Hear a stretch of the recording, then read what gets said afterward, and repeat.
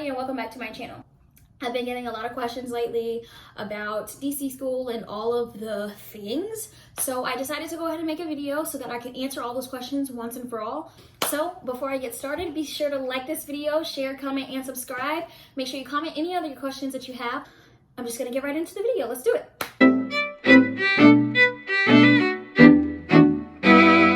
All right, so the first one that I get asked a lot is admission requirements. So the first thing is your GPA. Your GPA needs to be 3.0. That being said, if you complete your bachelor's, which is, I think the requirement is 124, you only need 90 credits. A good amount of those have to be science classes, so I say it's better to be a science major, but you don't have to. You just have to cover those requirements, and the requirements are gonna be on any of your websites. Whatever school website you're looking at, they're gonna have the requirements of what kind of classes that you need and what would be also helpful. So keep that in mind.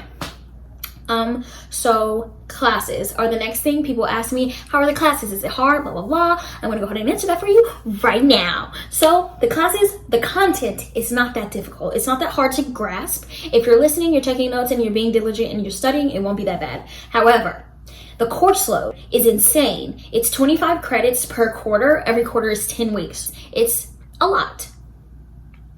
That means that you don't really have time for life, and you have to make time for yourself or you will fall behind. You have to be very diligent in your schedule, which I will get to later. So the next thing that I get asked a lot is about housing and where do I live, because I am from North Carolina and I live in Georgia now for school. And so a lot of people want to know how I moved, where do I live now? Long story short, you're grown now. Get an apartment, rent a house, do whatever you got to do. The school that I go to, they have housing on campus, and it's like a regular apartment. Like, you have to sign a lease and all the things. It's not like college where you just sign up, and if you don't like a room, you move around and stuff. No, like, they sign a lease, you move into your apartment, and that's that. There's an application process here. You have to get approved. They run your credit, all of those things. So I moved into our housing just because it was easier to transition that way. Also, I didn't really know the area that well, and I didn't want to like be out on the limb, and it was just way more convenient for me. So that's housing. Moving in is like, how do you pay for housing? How do you pay for school? So it's really simple, and the answer is going to be the same. I think in 99% of the students here, it's loans. You get loans because tuition is about $9,000 a quarter. There are 14 quarters in the entire program.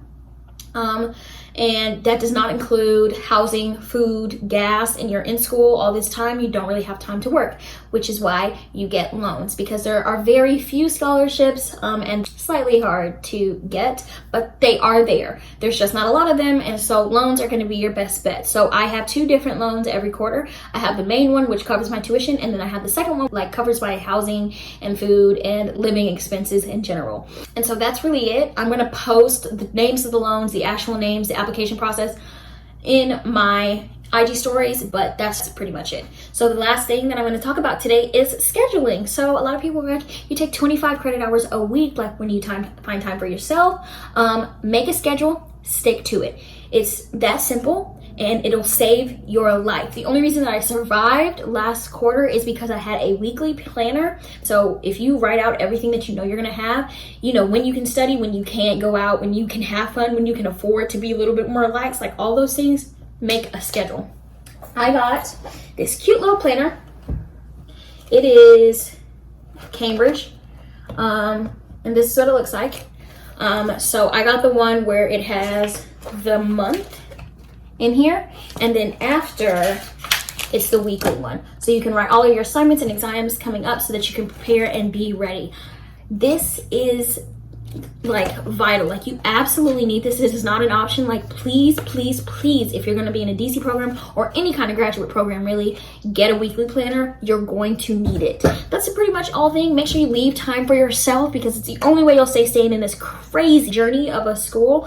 But that's about it. I hope that I answered all of your questions, and if I didn't, go check out my Instagram stories, because I do answer some questions on there, and I go into way more detail on there. So make sure you go check that out, and I will see you next week.